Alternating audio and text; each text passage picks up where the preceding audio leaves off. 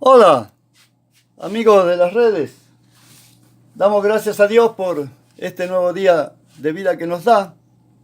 Y verdaderamente hoy, para nosotros que vivimos aquí en Terma de Río Hondo y que venían días de mucha calor, hoy es un día especial porque se ha levantado un viento fresco y fuera de las viviendas está muy lindo, muy fresco para estar allá afuera, tomando mate, leyendo la palabra de Dios, preparándose para este día domingo, para ir al culto, a alabar a Dios y a recibir toda esa bendición que Él tiene para darnos a nosotros. Bueno, esta es la segunda parte de lo que le estaba compartiendo acerca de San Marcos, capítulo 8, versículo 14 al 21, que dice la palabra de Dios. Habían olvidado de traer pan y no tenían sino un pan consigo en la barca. Y Él les mandó diciendo: Mirad, guardaos de la levadura de los fariseos y de la levadura de Herodes. Y discutían entre sí, diciendo: es porque no trajimos pan. Y entendiéndolo Jesús le dijo: ¿qué discutís? ¿Porque no tenéis pan? ¿No entendéis ni comprendéis? ¿Aún tenéis endurecido vuestro corazón? Teniendo ojo no veis, y teniendo oído no oís, y no recordáis. Cuando partí los 5 panes entre 5.000, ¿cuántas cestas de los pedazos recogisteis? Y cuando los 7 panes entre 4.000, ¿cuántas canastas llenas de los pedazos recogisteis? Y ellos dijeron: 7. Y él les dijo: ¿cómo aún no entendéis? Bueno, aquí estaba este problema con los discípulos de Jesús, de que tenían endurecido el corazón y no podían entender la enseñanza del Señor. Bueno, aquí el orgullo, el religioso, está centrado en que este orgullo religioso que tenían tanto los fariseos como los herodianos o Herodes, ¿no?, el imperio romano, estaba orientado a negar a Jesucristo como el Mesías Salvador. Y mire usted, los herodianos o Herodes, ¿no?, o el imperio romano que él representaba, era tal el orgullo que ellos, ¿no es cierto?, arrasaban con todo lo que se oponía al imperio romano. Hasta en este tema de las crucifixiones, ¿cuánta gente han crucificado ellos de lo que ellos decían ser enemigos del imperio, ¿no? Y los ponían ahí en los caminos, los colgaban ahí en las cruces y los dejaban en los caminos para que la gente vea que contra el imperio romano no se puede, que nosotros somos los más grandes, que nosotros gobernamos el mundo, que el mundo está bajo de nuestros pies y todo aquel que se levante contra el imperio romano padecerá las consecuencias, ¿no? Y este orgullo que ellos tenían por las cosas de este mundo los hacía sentir como dioses. Hasta sus súbditos tenían que temblar delante de estos hombres, ¿no? Y decirle Señor, y tratarlo como ellos si fueran dioses, y obedecer a lo sumo las órdenes que ellos le daban, ¿no?, con pena de muerte si no lo hacían. Y qué hablar de sus templos, y los templos a sus dioses. Lo mejor de lo mejor que podía haber en el mundo estaba allí dentro, ¿no? Y cuanto más riquezas acumulaban, más el orgullo, ¿no es cierto?, religioso, en el sentido de que ellos mismos se consideraban dioses, hicieran que la gente le adorara a ellos, bajo pena de muerte si no lo hacían. Nadie se podía levantar contra el imperio romano. Y por otro lado, los fariseos y los saduceos, con sus tradiciones, que embotaban sus razonamientos, ellos todo lo querían razonar. Más que religión parecía ciencia.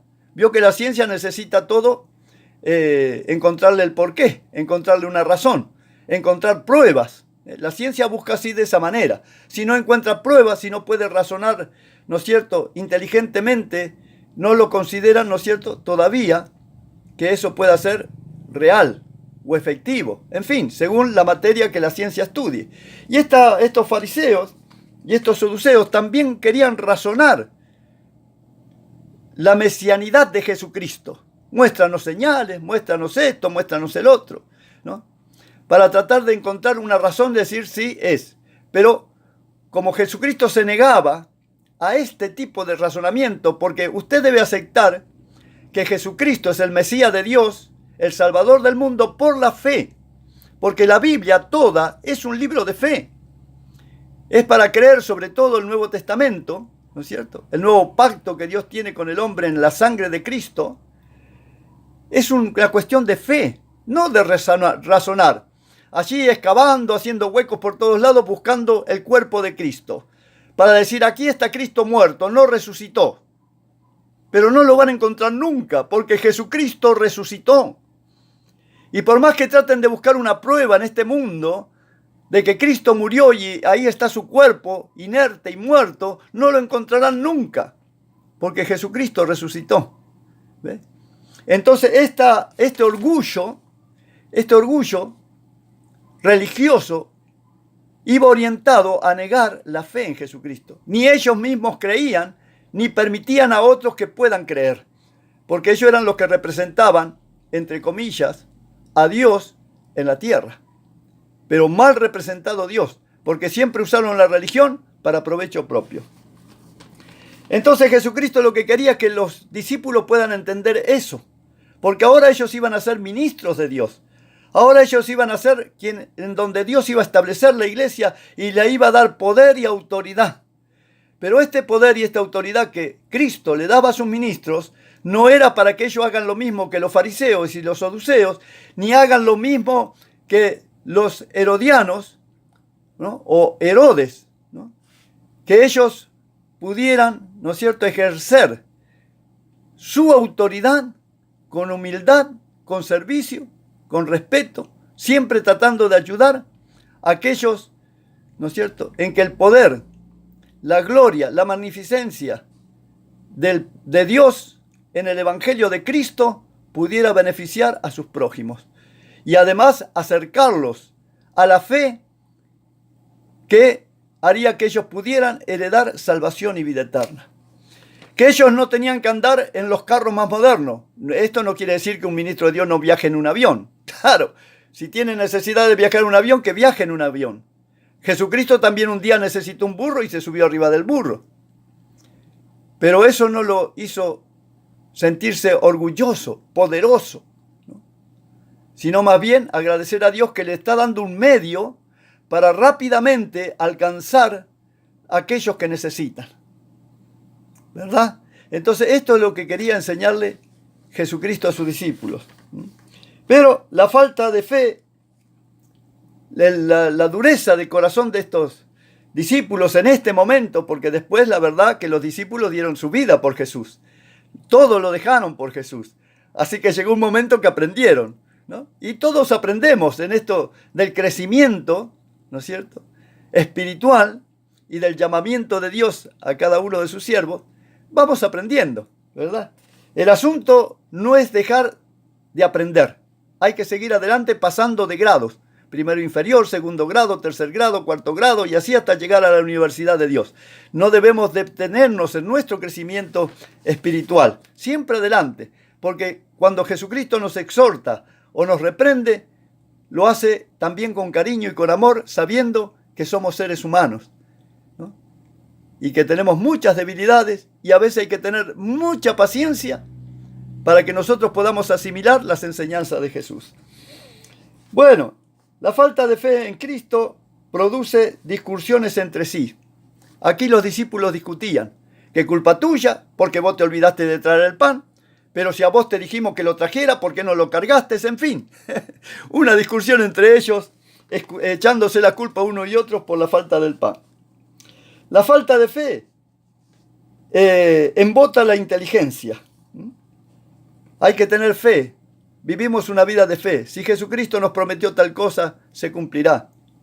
Si nosotros creemos en su resurrección, también resucitaremos y también tendremos vida eterna. Es decir, si nosotros creemos por la fe en las promesas del Señor, tenemos asegurado nuestro vivir aquí en la tierra y la vida eterna.